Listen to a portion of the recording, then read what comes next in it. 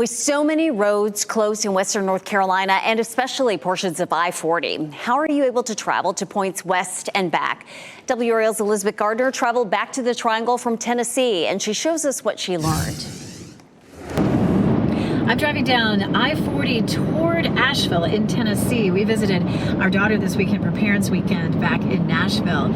Obviously, I-40 is closed as we get closer to the North Carolina line. So we're going to go up I-81 toward Virginia and then back down I-77 toward North Carolina. And as we go, we'll take a look at what we see. Already, we just passed a few minutes ago a pickup truck full of bottled water. So here we go. We're taking I-81 instead of I-40 because it's closed as you get closer to North Carolina.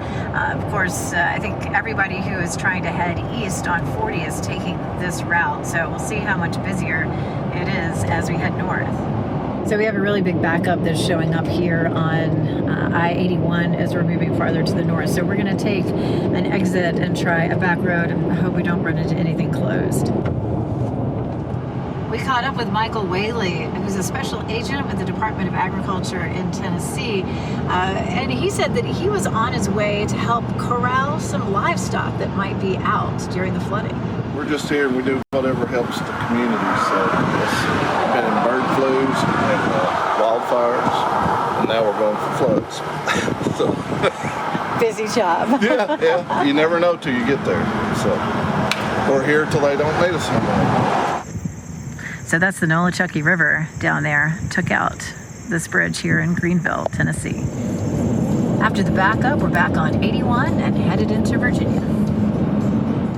After a lot of bumper-to-bumper traffic, we finally make it to 77. We're headed south now toward North Carolina. We'll hit Winston-Salem and take I-40 back to the Triangle. On our route from Tennessee to North Carolina, we didn't run into any power outages. We didn't see any lines or outages at any gas stations anywhere. It was pretty busy out there on the roads, but if you have to get from North Carolina to Tennessee, that northerly route through Virginia is good to go. Elizabeth and I have actually talked about this route headed to similar family weekends for kids, and it is a less mountainous route that way as well, right, Elizabeth?